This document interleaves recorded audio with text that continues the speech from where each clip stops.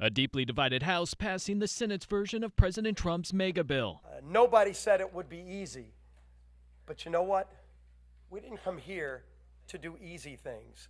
We came here to do big things. A group of hardline GOP members who had threatened to block the sweeping tax and spending cuts legislation eventually falling in line, following an intense campaign from the White House and Republican Party leaders. The president reportedly promising fiscal hardliners concerned about trillions being added to the national deficit that certain provisions for green energy tax credits would be phased out. What those holdouts were doing was exactly what we were all doing. We are advocating for our district. Democrats denouncing the bill. House Minority Leader Hakeem Jeffries speaking for hours, delaying a final vote. I'm going to take my time and ensure that the American people fully understand how damaging this bill will be to their quality of life. The multi-trillion-dollar legislation would unlock tax cuts and funding boosts for national security, partly paid for by the largest cut to the federal safety net in decades.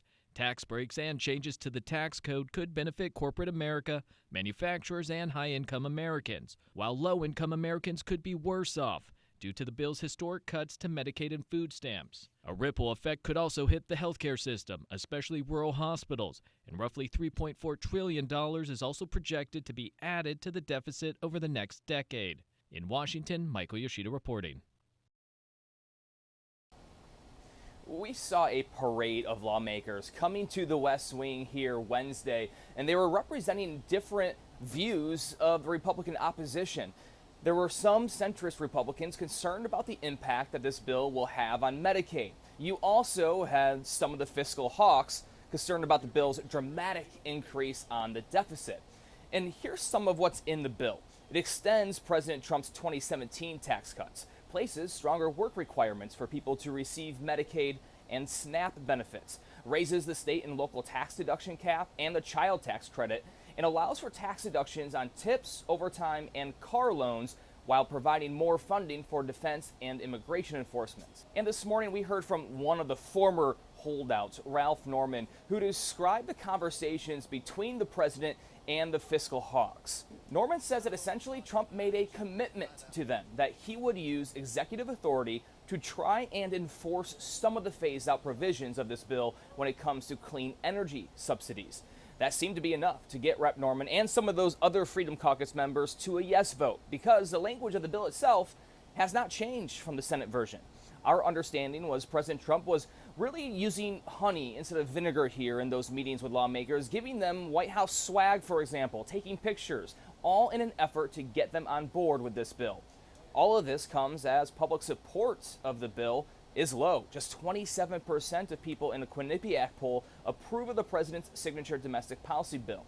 Yet, judging by the successful procedural vote to bring the Senate version of the bill to the House floor for a vote, it appears that the president's outreach was successful and that the bill is close to being on his desk. That could be as early as Friday. At the White House, Brian Abel reporting.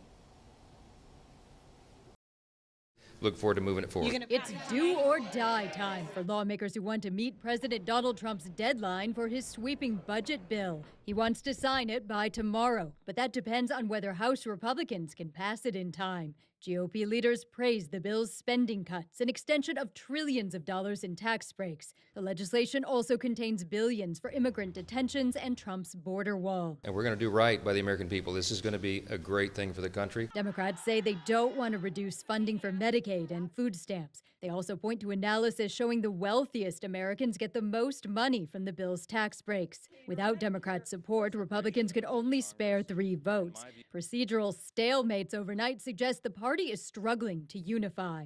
Mr. Speaker, my understanding is that House Republicans have kept this vote open longer than any other Congress in the history of the House of Representatives. Most reluctant Republicans say they worry the bill could add trillions to the national debt. Some have expressed concerns about cuts to Medicaid.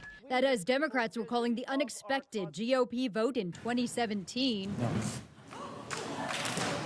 that stopped the repeal of the Affordable Care Act. All we need are 4 Republicans to have John McCain-level courage and stand up in defense of the health care of the American people.